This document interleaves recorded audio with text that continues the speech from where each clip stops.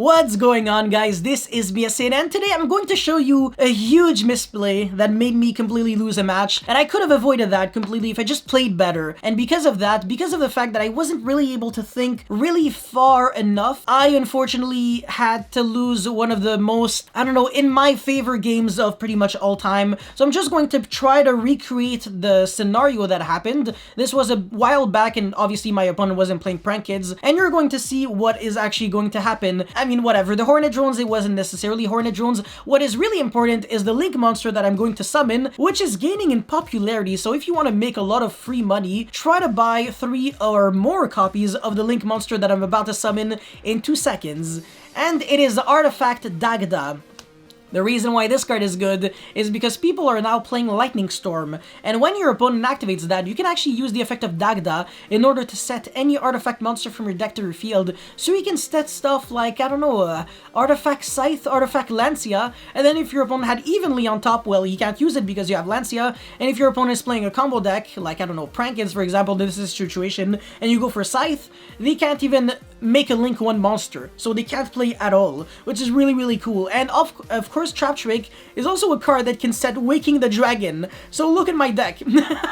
Pretty jokes, huh? I have Artifact Scythe and Waking the Dragon. So if my opponent goes Lightning Storm, I should be in a good situation, right? Well, again, it depends on how I play it out, because if I misplay, there's definitely a way I lose, and a pretty big one. So here my opponent is going Lightning Storm, and I chain Dagda.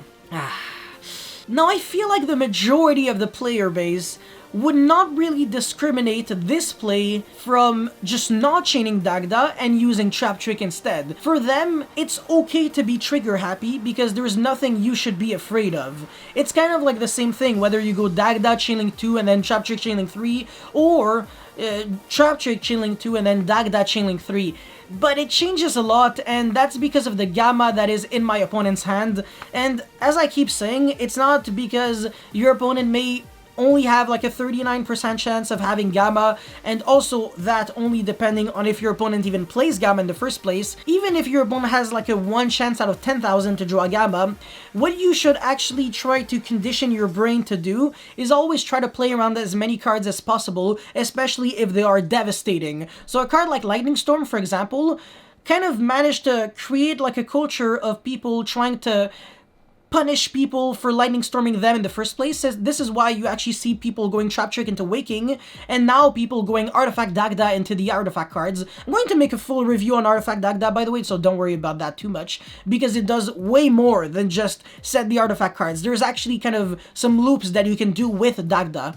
But anyways, so in this situation, if my opponent has gamma, I could have also had the mentality of, well, whatever, I have Solemn Strike anyways. Why would I have to care and respect about the gamma? But the reason why you have to respect the gamma even though you have a card to negate it is because, my friend, Solemn Strike is a spell speed 3 kind of like card. There's no such thing as spell speed 3. It's basically a spell speed 2 that neither player can respond to except with another card that is a counter trap. Basically, the counter trap cards are pretty much always like that.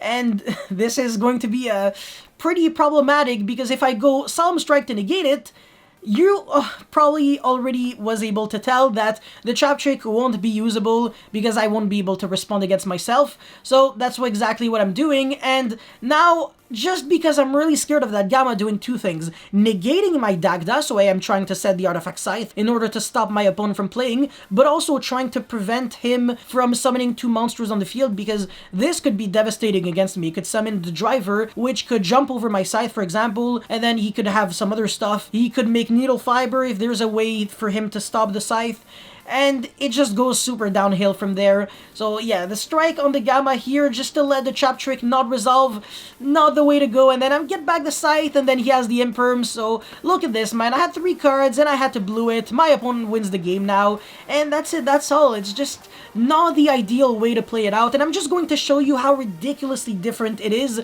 with the exact same hands from both players if you just play better. So let's get right into it. Alrighty, so here we are. My opponent has the exact same hand, literally the exact same scenario. By the way, look at this. My opponent goes Lightning Storm not in the middle column, even though it would, for a lot of people, they wouldn't be like, whatever, it changes nothing, because Broken Line is still a card, even though the majority of the time people would be thinking of like Imperm when they try to position their cards in different columns. The reason why, of course, they're thinking really thoroughly is because Broken Line is unfortunately gaining popularity, so that means that you have to respect the card, whereas before you could afford not to have any respect on it. But yeah, anyways, now I'm going finally Trap Trick and not be trigger happy with the Dagda, and then I can Dag down Chainlink 3, my opponent goes Gamma, and then I can go Chainlink 5, Solemn Strike, the opponent loses the Gamma, the Lightning Storm has no effect on me because it's trying to destroy 2 cards that are already face up, so I'm not really losing on anything. And on top of that, look at the 2 cards that my opponent is going to destroy. This is the ultimate meme: Waking the Dragon and an Artifact Monster.